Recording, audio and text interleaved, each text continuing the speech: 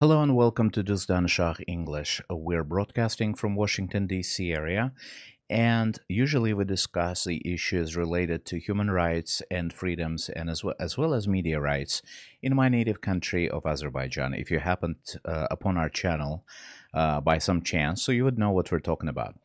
Today we're talking about the cases of political prisoners in Azerbaijan and human rights, and we invited Torhildır Sunna Ayvarsdottir.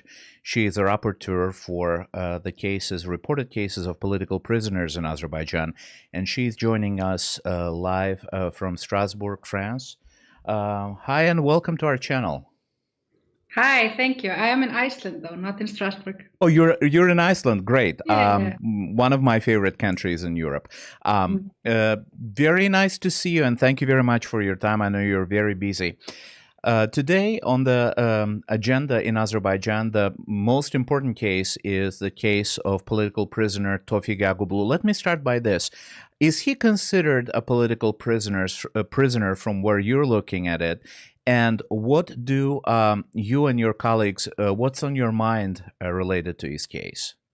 Well, Mr. Yaqublu has been on the radar of the Council of Europe for quite some time. I've seen reports dating back to 2016 of him being unduly harassed or arrested by Azeri authorities. And recently we have become quite concerned again with his case, with his treatment in the Azeri system. We had a statement, that is to say myself and the two co-rapporteurs from the Monitoring Committee on the country of Azerbaijan back in March, the 25th of March to be precise, where I actually specifically addressed his case, and I can just quote what I said then, which might answer your question.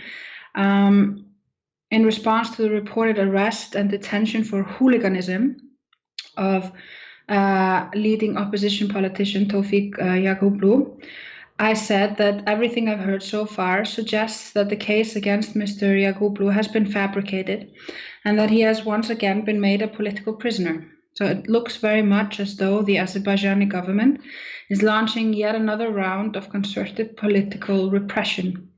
And this would not bode well for the country's future standing in the Council of Europe. So that was the first statement.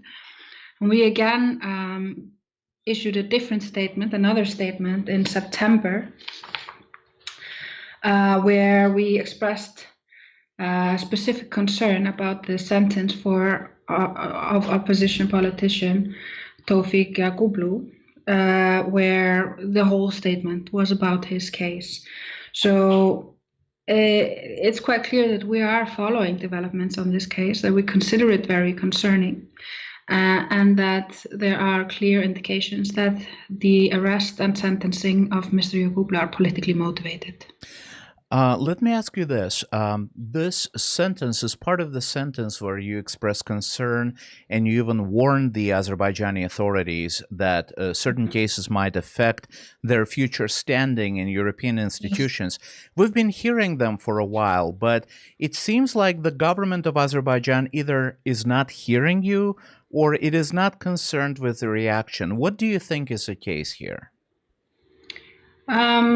I think it's a bit of a mix of both. So we have seen some responses, like we've seen that the Mammadov case has been closed, and the same goes for the Yafarov case. So they have completed the court's judgments on these individual basis, and that's generally what we're concerned about.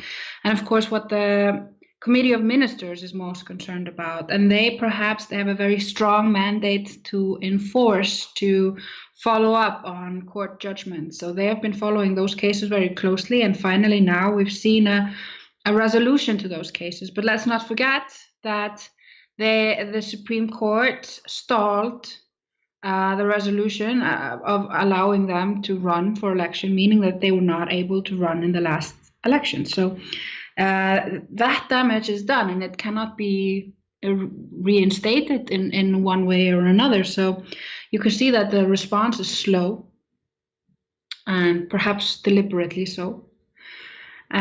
which of course is a matter for concern. However, what we've also seen, and perhaps what we are continuing to do, both the Committee of Ministers as well as myself as rapporteur, and of course also the co-rapporteurs, is to follow up on these so-called general measures that the court has clearly stated the state of Azerbaijan needs to implement in order to fulfill the judgments. And these have still not been implemented. So that is to say, sweeping reforms of the criminal justice system, setting up standards, norms, and practices that prevent the criminal justice system from being abused to punish or retaliate against human rights defenders or critics of the government. And this is something that is still standing, and it's very clear that the Committee of Ministers still considers this to be an open issue, still is pressing on these general measures. It's also an outstanding issue for the court, and it's an outstanding issue for my own mandate as follow-up rapporteur. So after my report was approved this January, I have a mandate to follow up and to ensure that the measures that we recommend in Resolution 2322, that they are being implemented. Now, I will be following up with the leader of the Azeri delegation in the Parliamentary Assembly very shortly about how far along they are in actually implementing these general measures that are required. So it's something that I will be following up on. Generally, what these kinds of organizations can do is issue warnings, request cooperation, continue to follow up on things that have been decided or called for, and to continue to exert pressure. We don't have a physical enforcement force to make states follow up on their human rights obligations, but we do have a lot of influential power.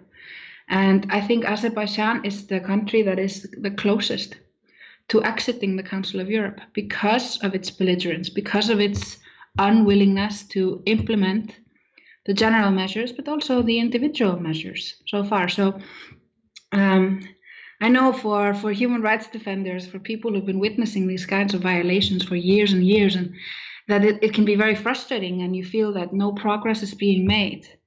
But I think the case of Azerbaijan shows that the patience of the Parliamentary Assembly and the Council of Europe can run out, and that it is running out. So perhaps it feels slow, but I think that Azerbaijan is playing a very risky game with its membership of the Council of Europe.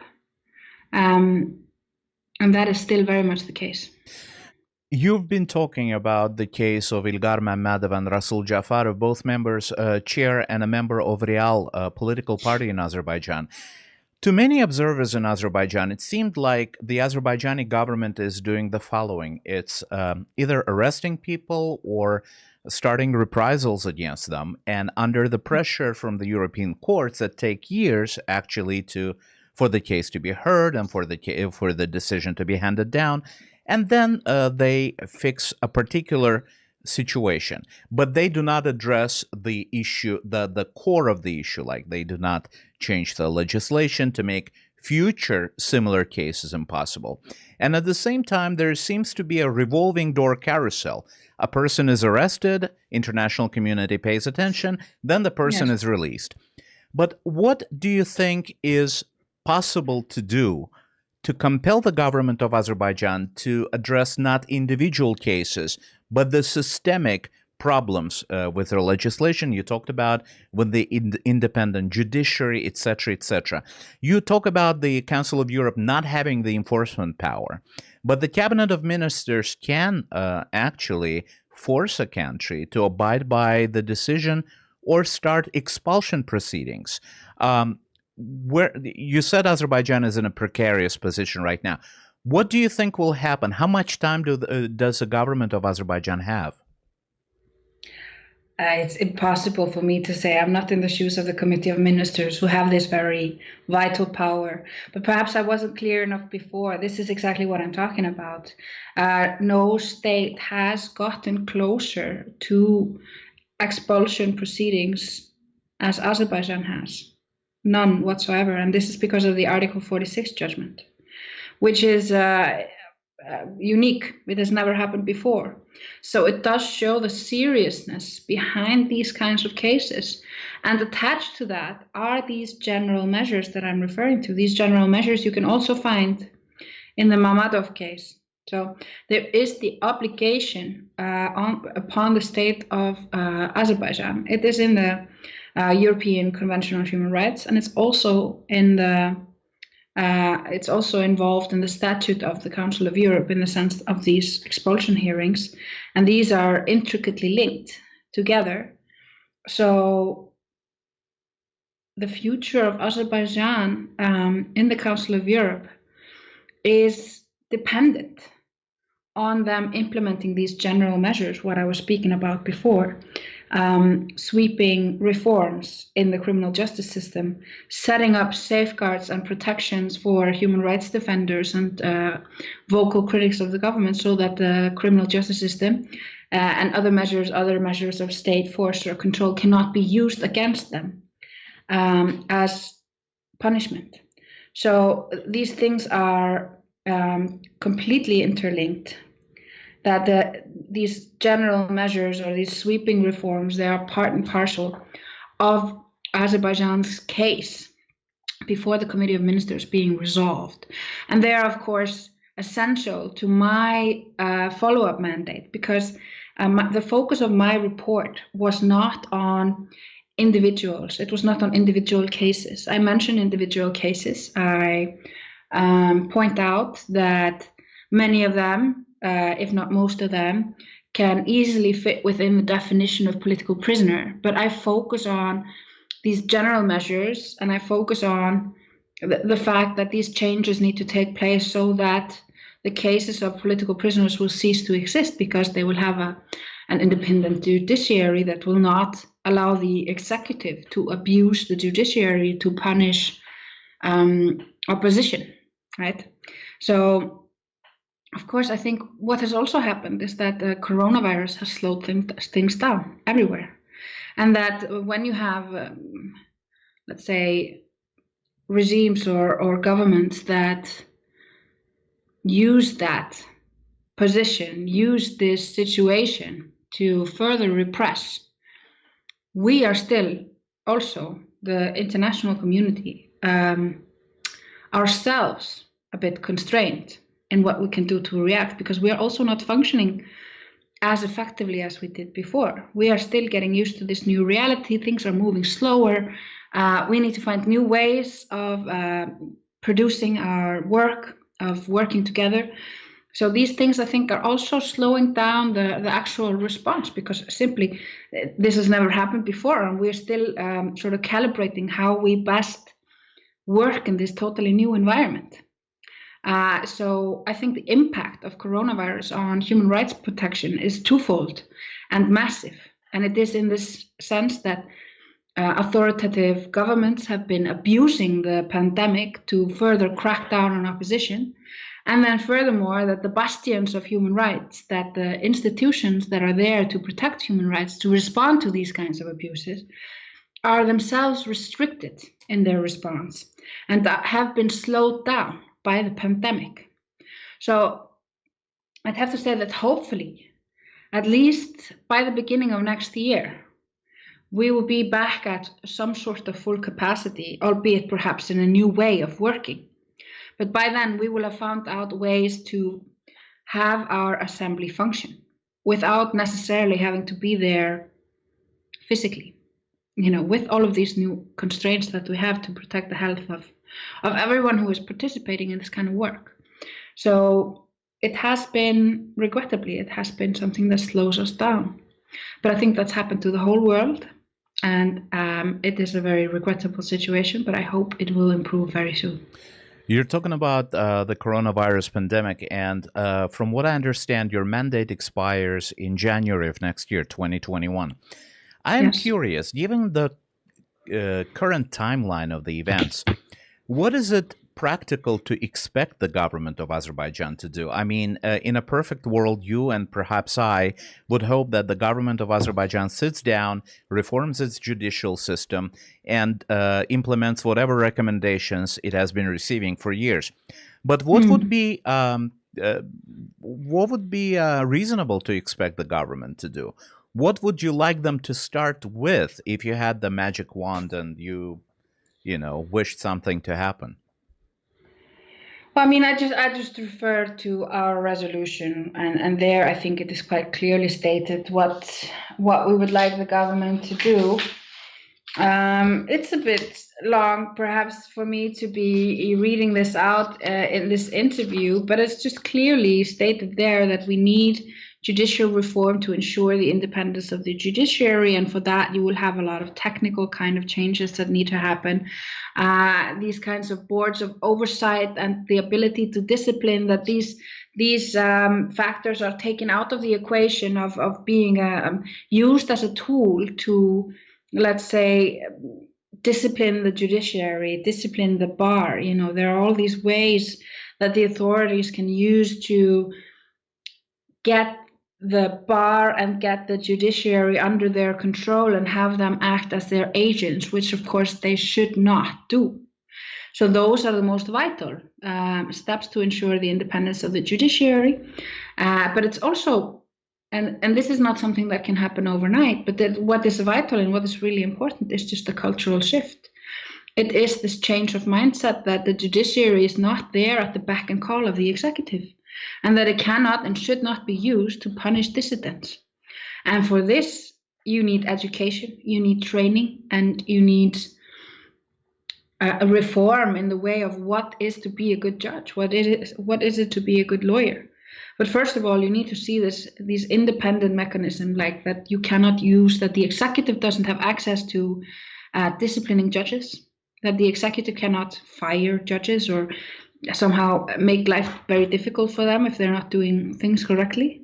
And the same goes for the bar. It needs to be a lot more independent. That is to say, the lawyers' guild, so to speak, for those who are not College of Lawyers, fully right, versed in legalese, so to speak.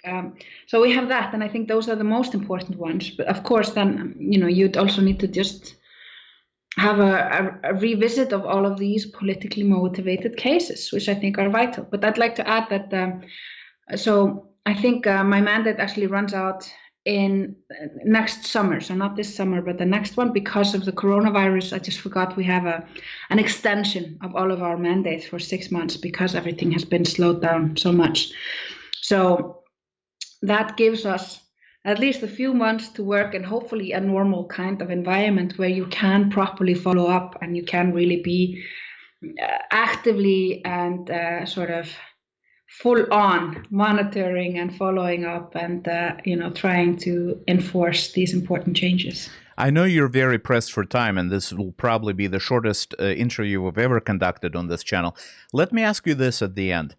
When it comes to Azerbaijan, it doesn't exist in a vacuum. We're seeing the situation in Russia. We're seeing the opposition leader or opposition figure, Alexei Navalny, being poisoned and then recovering in a German hospital. Similar situation is happening to Tofiq Yaqublu. I would like to end with what I started. He went on a hunger strike. He is extremely sick and not a young man, unlike Navalny. And he's in jail and now he has been transferred to a private hospital in Baku. Do you think the people of Azerbaijan expect too much? Of course, we understand we're a smaller nation. We don't have nuclear weapons. We're not Russia. But the people of Azerbaijan have certain hopes associated with the way European mechanisms are working. Do you think it would be too much to expect Europe to move at least at a certain semblance of a pace that it is moving with Navalny in Russia with regards to Tofiq Yaqublu or be it other political prisoners, which are plenty?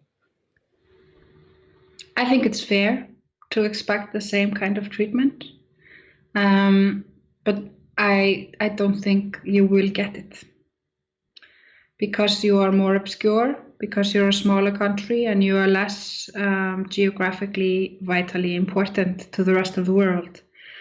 It has, I'm sorry to say, just much less meaning to countries like Germany what is happening in Azerbaijan. And Iceland, I would say that very few of my compatriots could even point Azerbaijan out in a map, whereas everybody knows Russia, everybody follows what's going on in Russia. So, the attitude is, of course, understandable, and I think it's fair that you would expect the same kind of response or treatment. But if we're talking real here, I don't think that you will get it. I'm sorry to say. My friends in Iceland definitely can find Azerbaijan, but there are not so many. Thank you very much. I know you have to go. Torhildır Sunna Ayvarsdottir, rapporteur on reported cases of political prisoners in Azerbaijan. Thank you very much for your time. We're hoping to see you again. Thanks so much for having me. Best of luck with everything. Thank you very much. Bye-bye. Bye. Thank you very much for your time today, ladies and gentlemen. It was the shortest interview on our channel.